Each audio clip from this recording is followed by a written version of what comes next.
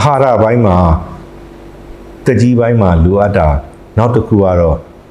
antioxidant တွေပြေဝတဲ့ဟင်းသီးဟင်းရွက်အသီးအနှံတွေဖြစ်ပါတယ်အဲ့နေရာမှာနော်ဘယ်လိုအသီးအနှံမျိုးကိုရွေးပြီးတော့စားသင့်လဲဆိုရင်နော်အယောင်ရင့်ရှိတဲ့အသီးအနှံမျိုးတွေ berry seed လို့ဟာမျိုးနော်ကျွန်တော်တို့အများကြီးရှိပါတယ်ဒီအသီးအနှံလေမော်အသီးစသဖြင့်ဒီအယောင်ရင့်တာကိုရွေးပြီးတော့စားရင် antioxidant တွေရမှာဖြစ်ပါတယ်အဲ့တော့ဒီ antioxidant တွေကဘာအကျိုးကျေးဇူးရှိလဲဆိုရင်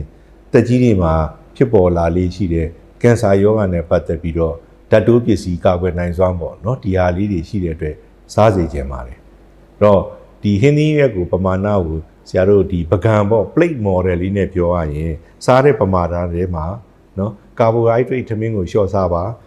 မိမိစားရဲ့ပကံရဲ့နော်တဝက်ကဟင်းသီးရွက်နော်ဒါတွေဖြစ်တဲ့ပါတယ်သူသဖြင့်ဒီစိမ့်လန်းနဲ့အသီးရွက်တွေနော် fruit တွေလည်းရောင်းဆုံးသီးနှံတွေကိုများစားပြီးဖို့ဆရာအနေနဲ့တိုက်တွန်းညင်ပါတယ်ဒီနေရာမှာနော်ဒီဟင်းသီးရွက်ကဘာအတွက်ပါအကျိုးရှိလဲဆိုရင်တက်ကြီးတဲ့သူတွေမှာသွေးတိုးရောဂါအဖြစ်များလေးရှိပါတယ်အငံတက်ကရှောင်ရတာခက်ခဲတတ်ပါတယ်ဘာလို့လဲဆိုတော့ဆရာတို့ရိုးရာအစားအစာတွေမှာနော်ဒါခေတ်ပေါ်အစားအစာတွေမှာအငံတက်ကတနည်းမဟုတ်တနည်းပါဝင်နေတတ်လို့ပါအဲ့တော့ဒီလိုဟင်းသီးရွက်တွေကိုပို့ပြီးတော့စားခြင်းအပြင်နော်သွေးတိုးရောဂါကိုထိမ့်သိမ်းပြီးနိုင်တဲ့နောက်ဓာတ်တစ်မျိုးဖြစ်တဲ့ပိုတက်ဆီယမ်ကိုပို့ပြီးတော့ပြေဝစေပါတယ်အဲ့တော့ပိုတက်ဆီယမ်ပိုများလာရင်ဒါသွေးတိုးရောဂါအတွက်လည်းအထောက်အကူပြုပါတယ်နော်ညီတဲ့ပင်လယ်မှာရှိတဲ့သူတွေကျမ်းမာကြတယ်ဆိုတာလဲဒီလိုဟင်းသီးရွက်လက်ဆက်တဲ့ဟင်းသီးရွက်တွေကိုအများစုစားတဲ့အတွက်ကြောင့်ဖြစ်ပါတယ်အဲ့တော့ဒီနေရာမှာဆရာနှစ်ခုပြောချင်ပါတယ်တစ်ခုကတော့